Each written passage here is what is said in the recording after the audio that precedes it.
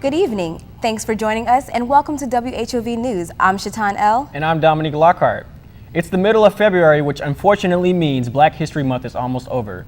Hampton University has done a great deal of planning and preparation for this month's events. But because of the snow that plagued our university a few weeks back, events celebrating and honoring Black History Month were canceled. However, like everything else, the show goes on. And Hampton University did a great job saving the best events for last. WHOV reporter Leslie Gooden has the story. Has arrived at the campus of Hampton University, just shy a few weeks away from the annual Black Family Conference, which will be held this year by the Scripps Howard School of Journalism and Communication. It looks like it's going to be a double headliner for the next few weeks at Hampton University. The Black Family Conference this year is being hosted by the Scripps Howard School of Journalism and Communication. The conference is scheduled for March 19th through the 21st. Professor April Woodard shares what we can expect this year. The first headliner is Miss Sheila Johnson, who is the co-founder of BET. She's a billionaire, and she also owns Salamander Golf and Resort. And she's going to be our keynote speaker for the opening ceremony, in which we're honoring the Black family. Speaking of family, the students are just as excited as the organizers. A formerly news scripper explains his views of having his major host this year's conference. It'll be a great way for Scripps to convey how Black families are portrayed in the media, because I feel with everything that's going on right now, as well as entertainment and news-wise, we really need to reestablish where we are.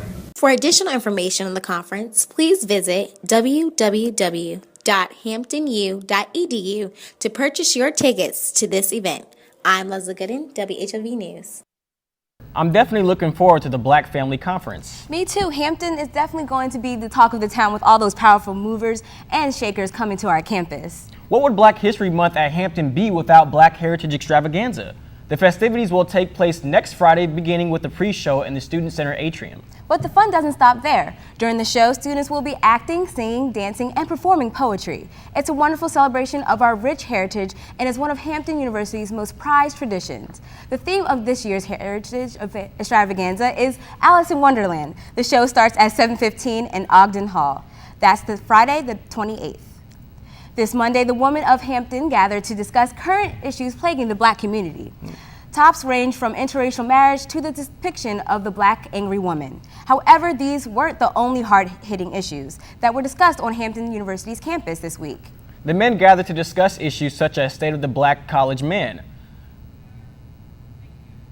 What everybody has already said, because the key is education, as we know, with us being at Hampton. But I also want to make the point that with the cost of achieving overall success, I guess the reason why we are where we are right now, and it is that whole selfishness, that selfish mindset. I've said before, in just common conversation. Hampton University students had a lot to say on all of these issues. The discussions will continue next week with the State of Black America next Wednesday. Your tomorrow began today. Today, Hampton University hosted the Spring Career Fair in the Student Center Ballroom. The Career Fair featured recruitment representatives from corporations across the nation and was open to all students and alumni. Separate fairs are held for education, pharmacy, nursing, and journalism. AT&T, Edward Jones, Teach for America, Peace Corps, and the FBI are just a few big names that graced our campus today. Humility is defined as someone's most modest opinion of their own importance, rank, and status. No one on this campus represents that more than Vice President for Business Affairs and Treasurer Doretha Spells. That's right, Mrs. Spells was the first woman in HU history to be appointed Chief Financial Officer. Spells is responsible for the entire university's budget each fiscal year. Now that includes overseeing grants and contracts as well as new construction and renovation projects. Our very own Cameron Cox sat down with this Hampton jewel. Here's her story. Inspirational is just one word to describe this amazing woman. Ms. Doretha J. Spells is the Chief Financial Officer here at Hampton University. We sat down with Ms. Spells as she described her climb to success. Because I had great mentors in my life, and when I came at Hampton University, I was hired by Eugene Johnson, who was the comptroller at the time, and then Lucius White was the Vice President for Business Affairs and Treasurer. And they took me under their wings, and they trained me, they got me the exposure I needed, and the experience was just wealth of knowledge. And so it just started that the doors started opening for me from one position to another. She also let us know what the financial offices had in the works for the months ahead. We're going to do some renovation work in a residence hall. Kelsey Hall is going to be a summer project for us, and that's one of our non-air buildings. And so we're going to put air conditioning and do some other upgrades to that building. So that's slated. And then the last thing that we're working, other project that we'll be working on is what we call the Greek Plaza Divine Nine. And we're in the final stage of getting everything approved by the city. Finally, the city of Hampton, and once we get the permits, we hope to have that done within the next few months as well. Ms. Spells also had words of wisdom for today's youth and students at HU. Be yourself, find that which you think you enjoy doing, have a passion for it, and go forth. And then when you do, I tell everyone we always need to make sure we pay it forward. And like Dr. Harvey says, we all got where we are on the shoulders of others, and we need to remember to do that for others, that we reach back and help someone else. Cameron Cox, WHOV News. Some good news to come in our Bloomberg Business Report for small business owners. You may want to pay attention. Say no more. We have our Bloomberg business correspondent, Lawrence Rigby, here to do just that. Lawrence, take it away. Thank you, Dominique and Chatan. In his State of the Union address, President Obama vowed to make 2014 a year of action, promising to take steps if Congress failed to enact his agenda. In keeping his word this week, the president announced plans to move forward with new fuel standards for medium and heavy-duty trucks. Now, it's all part of a multi-year energy and environmental initiative targeted at cutting emissions and reducing oil use. Let's take a listen to what the president had to say. Every mile that we gain in fuel efficiency is worth thousands of dollars of savings every year. So that's why we're investing in research to get more fuel economy gains. The president added he hopes to build on the fuel standards that currently cover model years 2014 through 2018. He also said he would push the Environmental Protection Agency and Transportation Department to come up with new standards for vehicles after 2018. The initiative is expected to save more than 500 million barrels of oil and cut emissions by nearly 300 metric tons. A JP Morgan employee is dead after falling to his death in Hong Kong. Police say the 33-year-old man jumped from the company's regional headquarters Tuesday afternoon. An eyewitness told the South China Morning Post he saw a man climb onto the roof of the skyscraper shortly after lunchtime. He was pronounced dead at a nearby hospital. They are treating his death as a suicide and think pressure at work may be a possible motive. According to Bloomberg News, the unidentified man was a junior employee who served in a supporting function role at the bank and was not involved in investment activity. This is the second time this year someone has jumped from a JP Morgan building in an apparent suicide. Last month in London, an employee of the investment bank died after falling from its 33-story tower in the financial district. And that sound means it's time for your market numbers. The Dow Jones rallied triple digits boosted by Verizon and DuPont, closing at 16,133 points. The S&P 500 is closing in on its all-time high of 1850. It ended trading just 11 points shy of that number at 1,839 points. And the Nasdaq Composite closed up nearly 30 points, ending trading at 4,267.5 points. Some other notable news: Facebook said it will acquire mobile messaging provider WhatsApp in a deal worth nearly $16 billion. The purchase is Facebook's largest since its $1 billion purchase it paid for Instagram. And finally, some local Hampton Roads business. It may be hard to believe, but 60% of all cyber attacks are on businesses with fewer than 100 employees. That's according to Jonathan Sargent, founder of Padlin Security, a startup IT firm located in Norfolk. Sargent says cyber criminals are typically looking to obtain some sort of intellectual capital from companies or their customers' information, which may contain credit card information. But that's where Padlin Security comes in. The firm completes a security audit, in many cases finding gaps in infrastructure and current systems. It fixes those gaps, then employs a virtual security officer to monitor those gaps. Sargent, who has been working as an IT consultant for nearly 20 years, said he saw a number of small to medium-sized businesses in the Hampton Roads area without the budget to focus on security that a full-time security employee would take care of. he decided that a smaller IT-focused firm like Padlin could fill the needs of those businesses. Padlin Security is located in Dominion Tower at 999 Waterside Drive, Norfolk. And that's all we have for you for this evening. I'm Lawrence Rigby with your Scripps Howard Bloomberg Business Report. Thanks, Lawrence. Well, thank you. Thank you. Did you guys, so what do you think about the business report as far as Facebook buying the WhatsApp for $16 billion? Yeah, that's huge. In fact, the guy who they bought WhatsApp from, apparently he applied to work for Facebook in 2009 and they turned him down. So he cost them in the long term. Oh, geez. Yeah, All right. He hit him hard. Have you ever forgotten to return a movie? Don't be ashamed, it's just a minor mistake. In South Carolina, one woman is being charged with a misdemeanor of petty larceny for an overdue VHS that was rented over 9 years ago.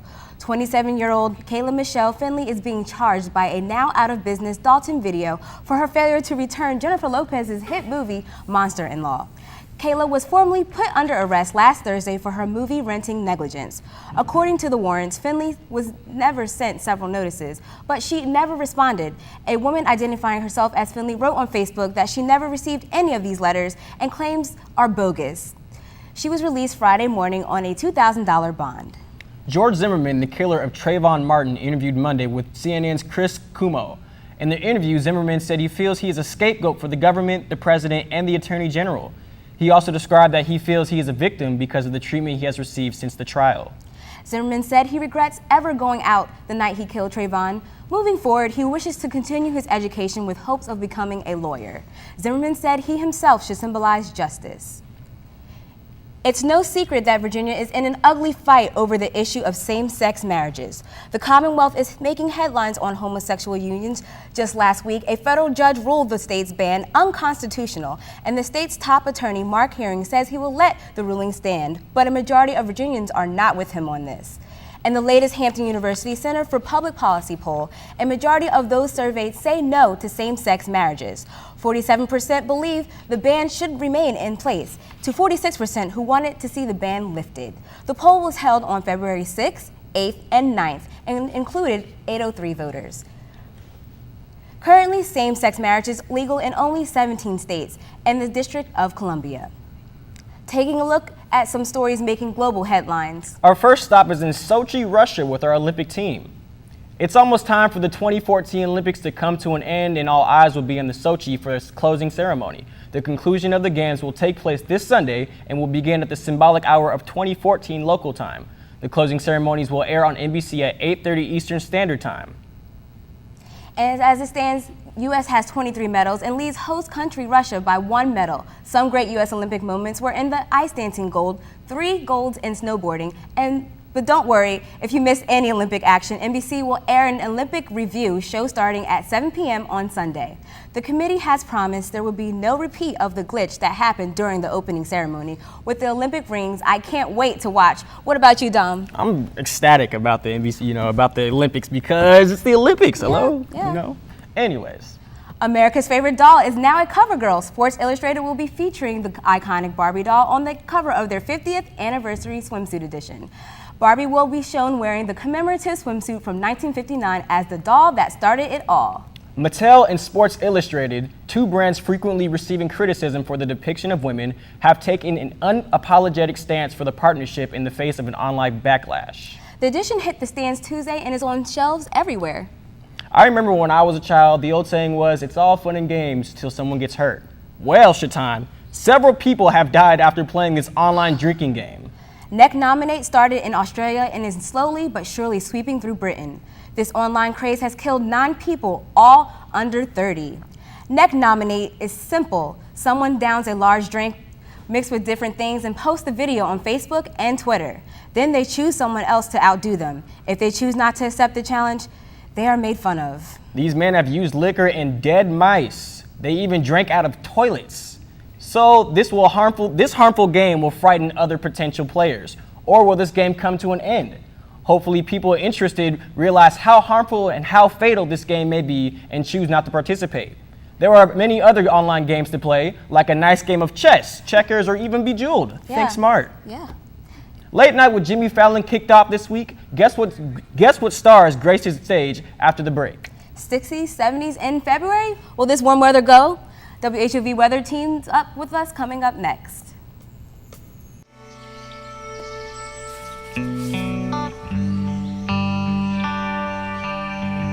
This is the moment I knew. His future had no boundaries.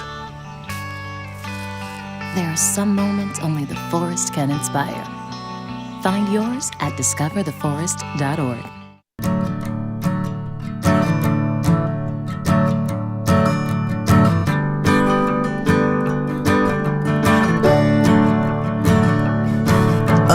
Listen now, can you hear the bluebirds?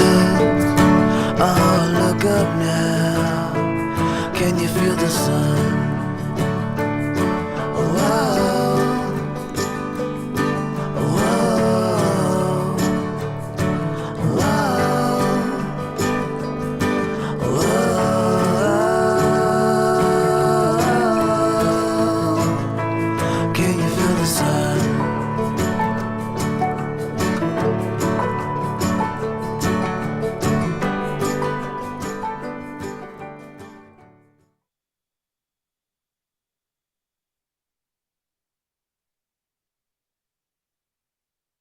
This is my computer. This is your computer. Let's go on the internet. Let's go. Click it. Yes. Okay. I cursor in between the R and the E. When I say dot, I want you to just push the period. She's gonna love me all over again now. That's it. Jamaica, here you go. Here we go. Good job. Thank you. Thank you. And I did it by myself. Feel smarter. Our entertainment report. We have Chya here with us. Tell us about the latest entertainment news, Chya. I have a lot of stories for you all today, and I don't want to waste any more time, so let's get to it. Are y'all ready? We're ready. Okay. Pushing boundaries and taking risks is nothing new in the music world. Rapper and singer Nicki Minaj is an artist who knows this all too well. The star released her new single a few days ago and has received a lot of backlash. Minaj used a picture of civil rights leader Malcolm X looking out of a window while holding a large rifle as the song's cover art. Malcolm's family spoke out to express how disrespectful the cover was. Soon after, Minaj took to her Instagram to apologize to the family and her fans. The image has been removed from her Instagram, Twitter, and website. Keep calm, the Carter 5 is coming. Rapper Drake announced the big news during a concert in New Orleans over the weekend. Lil Wayne plans to drop the Carter 5 album on May 5th. Although Drizzy Drake might have dropped the surprise a little too soon, Lil Wayne fans are extremely happy for the continuation of the Carter series, so mark your calendars. On Sunday, London was the place to be. Several stars took the red carpet of the British Academy Film Awards and dressed to impress. Brangelina, Tom Hanks, Christian Bale, and Leonardo DiCaprio are just a few celebrities who worked the carpet. 12 Years a Slave won Best Film Award, while Gravity won Outstanding Film Award. Congratulations are in order for Chiwetel Ejiofor and newcomer Bakard Abdi. Ejiofor won Best Actor Award for the captivating performance in 12 Years a Slave, and Abdi took home the Best Supporting Actor Award for his role in Captain Phillips. The BAFTA Awards are certainly a night these two men won't forget. Say goodbye to Jay Leno. Native New Yorker Jimmy Fallon brings the action back to The Tonight Show, literally. After 50 years, the show is finally back in New York City. Guest star Will Smith and Fallon gave us the evolution of dance, kicking off a new era for the comedian. Fallon's former producer Lorne Michaels says that Jimmy is becoming the next Johnny Carson. Fallon says he's always loved variety shows, and that's simply what he does. Appearances from Robert De Niro and Stephen Colbert to Joan Rivers each gave $100 to Jimmy after they bet he would never host the Tonight Show.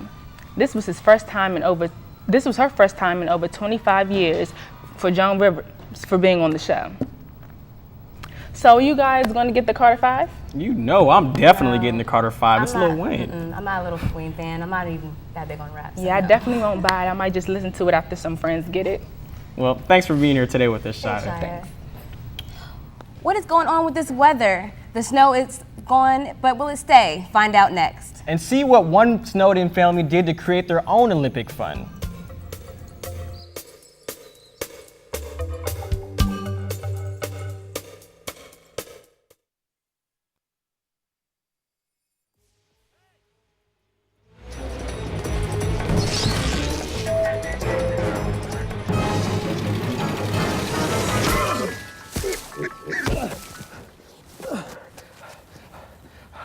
So, same time next week?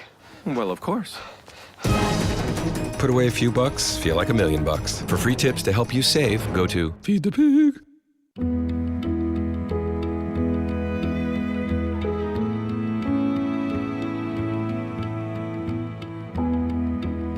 Do your part. Visit feedingamerica.org/hunger and find your local food bank today.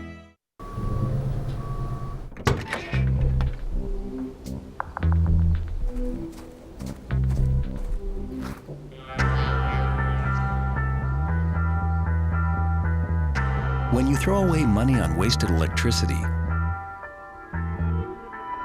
you're throwing away everything you could have bought with it. Saving energy saves you money. Learn more at energysavers.gov. People think I'm trash, but they're wrong. Today I'm just an aluminum can, but one day I could be a stadium. So what you want to do is, have you already enrolled? You're doing fine. What did that just do? Select the drop-down menu again. Wait. So you're already enrolled. Example here, so don't panic. You're ready to make your payments. Submit. There it is. Oh my God! I really can't believe it. That's awesome. Good for you. It's that time again, Chatan. Colds, flu, and allergies are in the season. And this time you want to be prepared. Here are a few foods you should definitely incorporate in your diet when you are sick. Plenty of water, fluids, and even soups and tea are good for you when you're having colds, and it helps the mucus as well. You should also stock up on foods with ginger and garlic. While improving your health with these foods, you want to be sure to stay away from dairy and alcoholic beverages. So, Kevin, so what's going on? It's going to be cold, man? You know what's going on? Yes, weather outside did not disappoint this week, guys. Highs reached the 60s on some days, and while it didn't quite reach that today, it felt just as good. As we take a look outside, temperatures around campus were partly cloudy. We had a high of 59 degrees with an expected low of 55 tonight. And for your national forecast, a band of rain mixed with snow hit Pennsylvania, New Jersey, and the southern half of New York, but it will be followed by a warm front. If you have family north and east of us, from Pennsylvania through southern New Jersey, Maryland, or Delaware, they are probably dealing with severe thunderstorms carrying damaging wind. Highs will be in the 50s and 60s in the Virginias. In the south, severe thunderstorms are possible in eastern Arkansas, Louisiana, southeast Texas, Mississippi, west and north Alabama, and western central Tennessee. Friday, severe thunderstorms are possible in the central and eastern Carolinas, southeast Georgia, and northern and central Florida. High temperatures in the 70s are forecast from central Texas to the Carolinas, with 80s expected in southern Texas and Florida. For the Midwest, heavy snow combined with strong winds will produce blizzard conditions from central Iowa to northeast Minnesota and northwest Michigan. Some areas could pick up to 12 to 18 inches in northern Wisconsin, northeast Minnesota, and northwest Michigan. Cold, rain, and snow. That's the story for the Dakotas through Michigan, straight out to the Pacific Northwest. Temperatures aren't likely to get any higher than the 30s. Highs in the southwest range from the 50s and 60s in northern California, Nevada, North Arizona, and north and central New Mexico, to the 70s and 80s in southern parts of California, Arizona, and New Mexico. Now for your 7-day forecast. Tomorrow there is a 100% chance of thunderstorms, so you might want to keep that umbrella with you as you head to class. The high tomorrow will be 68 with a low of 38. Heading into the weekend, for Saturday and Sunday, skies will be partly cloudy with highs in the lower 60s. And starting off the week on Monday, we'll have sunny skies with a high of 52 degrees. Tuesday will bring partly cloudy skies with a high of 52. Then on Wednesday, expect those clouds to stay and temperatures to drop slightly to about 45 degrees. So where are you from, Kevin? I'm from Hampton. Oh, wow. Okay. So I'm kind of used to the weather, yeah. Okay, I'm from Jersey, so, you know, And I'm from snow, Seattle, cold. the good city. Oh. It varies. Coming up, our sports reporter fills you in on Hampton athletics. Don't go away. Everything's coming up, and we're just talking. Adopting a new pet is a rewarding experience. And shelter pets make super pets.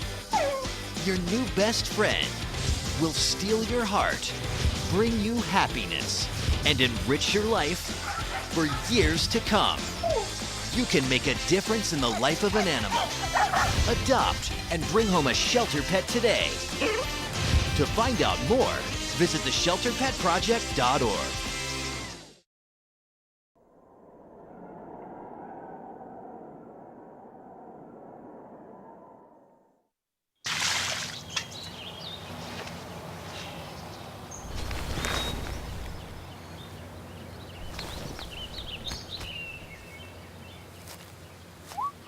Smokey just gave me a bear hug. If you drive buzzed, it could cost you around $10,000. You'll face major legal fees, major fines, and steep insurance penalties. You could lose everything. Buzzed, busted, and broke. Because buzz driving is drunk driving. Now it's time for sports, and I'm hearing Hampton teams are doing pretty good this week. Our very own Joshua Senegal has the story for us. How is it, Josh? I'm doing pretty well, you guys, especially with all this good weather. But like you said, Dom, it's actually our track teams that are doing absolutely outstanding. Our men and women's track teams took to the 2014 MEAC Indoor Tournament this weekend, and they both won big. This marks the 4th consecutive time and the 11th out of 12 times that the ladies have won the event. Lady Pirate Sierra Brown won Most Outstanding Runner out of all women. She ran a mile in a shade over 5 minutes and shattered the MEAC record in the 800-meter run. Pirate Chidi Okezie also brought home some gold in the 200-meter dash. He outran everyone with a time of 21.75 seconds. This was the men's first MEAC title since 2003. And the women's track team isn't the only group of ladies piling up wins either. The Hampton Lady Pirates basketball team picked up their 11th straight win last weekend. The ladies blew out the Norfolk State Spartans 93-59 in the Battle of the Bay. Some rivalry, right? Malia Tate DeFreitas had a career-high 33 points, shooting a mind-blowing 7 of 10 from downtown. Alyssa Bennett added in 22 points of her own and 11 rebounds, and Hampton picked up its 21st win of the season. Bennett is now just 5 points shy of hitting the 1,000 mark for her career. And the Lady Pirates play Howard next on the schedule. But wait, there's more. Just like a bad infomercial, the men's basketball team has sold us all in the second half of the season. The Hampton Pirates have put together a 3-game winning streak and are winners in 6 of their last 7 games. The Pirates beat Norfolk State in overtime last weekend, 79-73, and are crushing MEAC teams left and right. Hampton has improved to 14-11 on the season and 9-3 in conference play. That puts them second in the MEAC, only behind North Carolina Central. Here's what Pirates head coach Ed Joyner had to say. I think it's our overall balance. Offensively, we've added an inside option along with an outside option. On the wings, Devon Maxwell has turned himself into a player of the year candidate.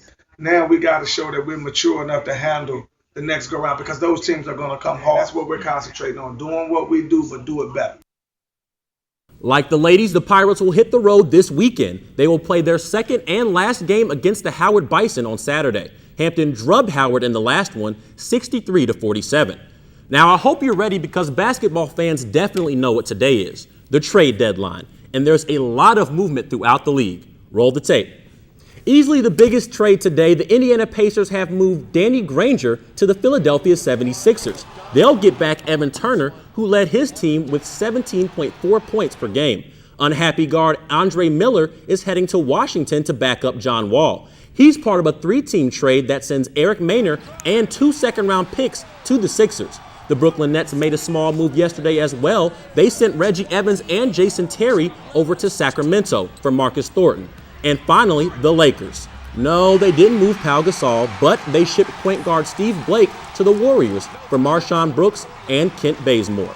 Now, I know there's a lot going on in the NBA, but I have to say our Hampton teams are looking pretty good, you guys. You know, Josh, I'd actually have to agree with you on that. Yes, absolutely. And just in case you're wondering, the Duke and Carolina game is on tonight. So I'd like to apologize to all those Carolina fans out there about what my Blue Devils are going to do to them tonight. I see you stand strong right by them. I do. I love my Blue Devils.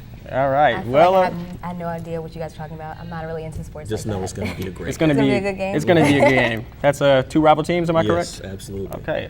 All right. Well, Chatan, the Olympics is almost over.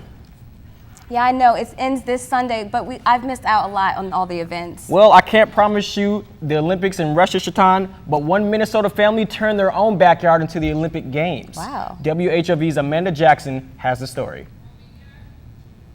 Chance to join in on the fun in Russia? Well, look no further. One family got creative and turned their own backyard into the Olympics. Let the games begin. The first few times you're kind of nervous,